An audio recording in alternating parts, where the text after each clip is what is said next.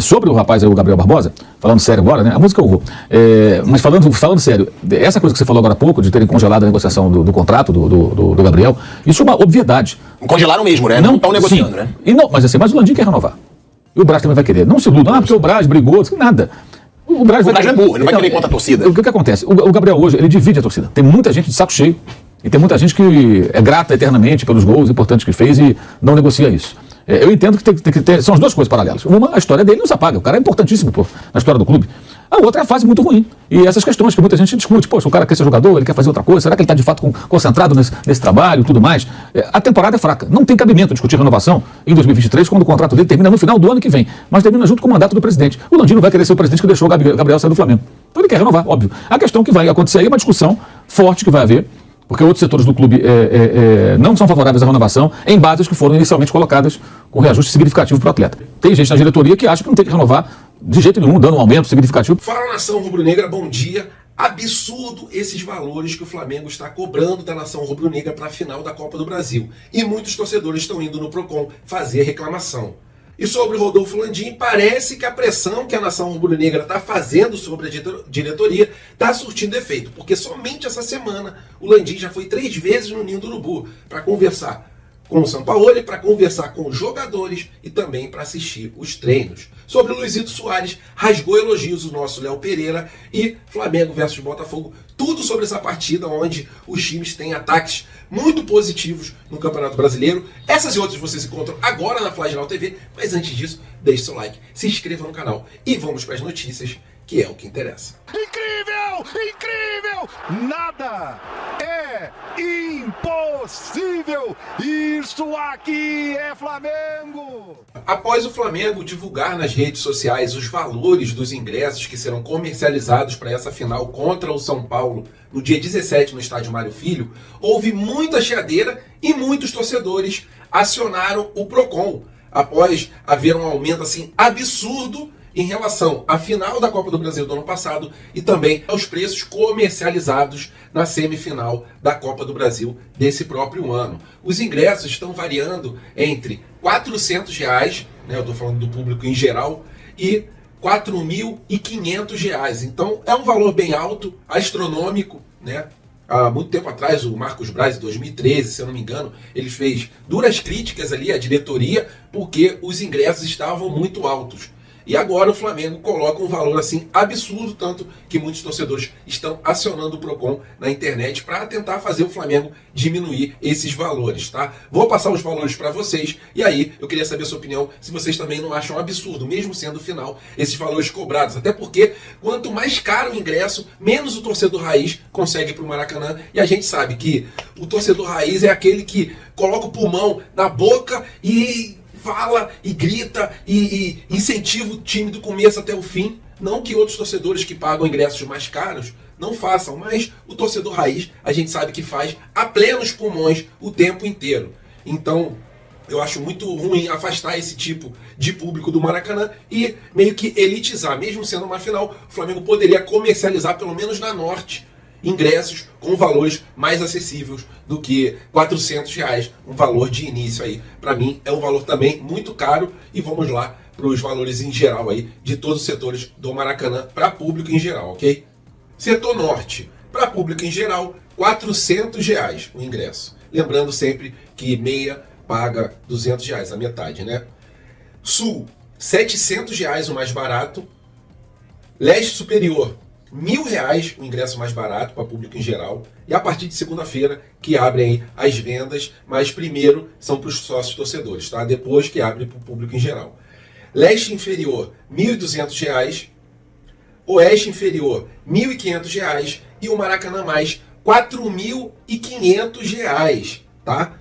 Até estou colocando para vocês na tela aí, ó, o Marcos Braz de 2013, criticando, reclamando, falando um palavrão aqui, botou: estão brincando com a história do Flamengo, podem botar ingresso caro, mas uma parte tem que ser a preços populares. Isso ele falava em 2013, tá? Entre outras coisas que ele falou aqui, eu estou deixando na tela para vocês poderem ler, mas é isso, queria saber a sua opinião. Por favor, coloque ela aqui nos comentários, porque realmente, se o Procon entrar nessa jogada, o Flamengo terá que baixar o valor dos ingressos.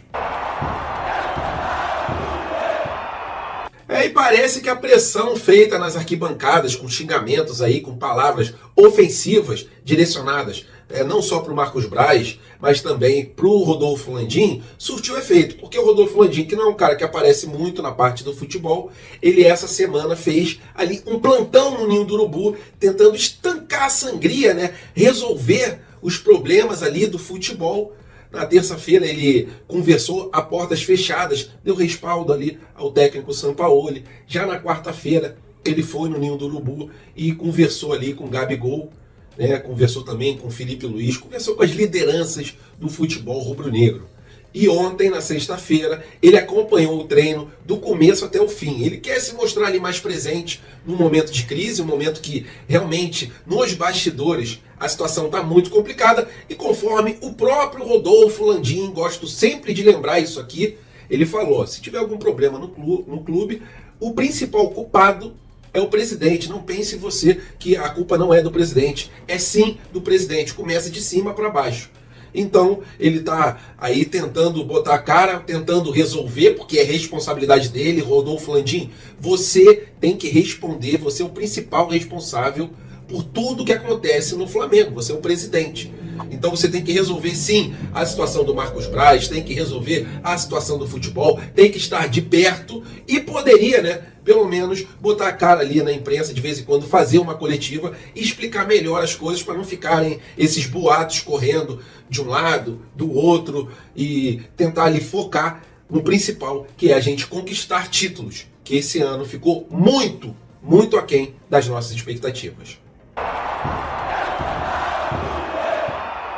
E nação rubro-negra hoje, às 9 horas da noite, no estádio do Engenhão, o Flamengo vai enfrentar ali o maior adversário nesse Campeonato Brasileiro, que é o Botafogo. Vem jogando sim o melhor futebol, tá indo muito bem, e o time do Bruno Lage vai enfrentar um Flamengo que está ultimamente em crise, ok? Crise dentro de campo, crise fora de campo, maus resultados. O que pode salvar a gente é a Copa do Brasil. Mas falando sobre essa partida, o Flamengo tem um bom histórico nas últimas partidas contra o Botafogo, lá dentro do Engenhão.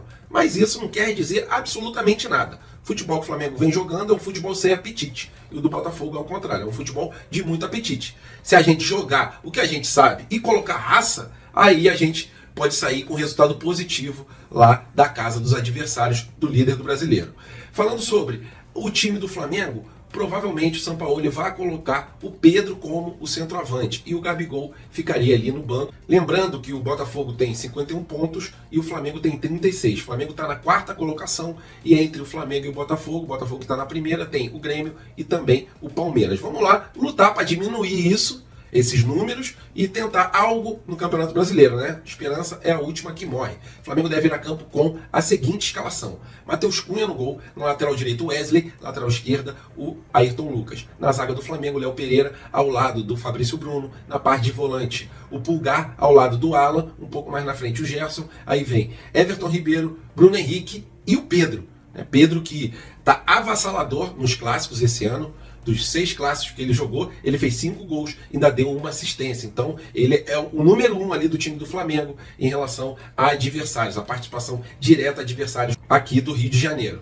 E, para essa partida, eu acredito que o Flamengo vai vencer por um placar magro de 1-0. Queria saber o seu palpite? Coloca aqui embaixo. E uma outra curiosidade, o Flamengo e o Botafogo são um dos times mais ofensivos aqui do Campeonato Brasileiro em relação ao ataque, né? Gols marcados. O Flamengo tem 34 gols, está na terceira colocação, e o Botafogo tem 38 gols. Então, para mim, vai ser um jogão. Jogão de bola, com o Botafogo ofensivo, com o Flamengo ofensivo. A gente tem que se cuidar para não dar as vaciladas ali na parte da zaga, mas a marcação começa no ataque. E o Pedro, com certeza, foi instruído para fazer a marcação já desde lá de frente. Boa sorte a todos, vamos para cima deles, que tudo dê certo e que a gente consiga diminuir essa diferença que já está muito grande. Mas daqui para frente pode ser que ela comece a diminuir e o jogo de hoje, para isso, é fundamental. E o craque de bola, Luis Soares, não é porque ele não é do Flamengo que a gente não tem que considerar ele como um grande craque, né? É um cara que marcou história no futebol mundial e aqui no Brasil questionado sobre o melhor atacante, o melhor zagueiro que ele já enfrentou em terras tupiniquins. Ele foi bem sincero em falar que o atacante melhor que ele enfrentou foi o Germancano. Ele enfrentou em uma oportunidade ali o Fluminense. E sobre zagueiro, ele citou o nosso Fabrício Bruno como o melhor marcador que ele já enfrentou aqui no Brasil. Ele enfrentou 3 vezes o time do Flamengo e nas 3 vezes ele saiu derrotado e também não conseguiu marcar nenhum tento para o time do Sul. Bem legal essa situação.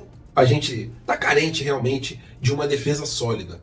Algumas atuações ali deixam a desejar, mas em relação a Flamengo e Grêmio, realmente o Fabrício Bruno botou o Suárez no bolso, né? Rolaram até vários memes sobre essa situação e o Luizito Soares rasgou elogios, né? Tem que rasgar elogios mesmo, porque o Fabrício Bruno, além de ser bom na bola aérea, também é um cara de muita velocidade, consegue desarmar ali os atacantes adversários quando os atacantes nem acreditam mais que ele vai conseguir chegar. O Fabrício Bruno consegue pela sua alta velocidade, sua intensidade de jogo é muito grande. Ele que veio do Bragantino, está aqui no Flamengo, está conseguindo se firmar, está melhorando cada vez mais. E o que a gente espera é isso, uma defesa sólida, que é o que não tem acontecido nos últimos jogos. E se gostaram do vídeo, deixe seu like, se inscreva no canal. Bom jogo a todos mais tarde. Não esqueçam de botar aqui nos comentários o seu palpite. Fique com Deus, até a próxima e fui!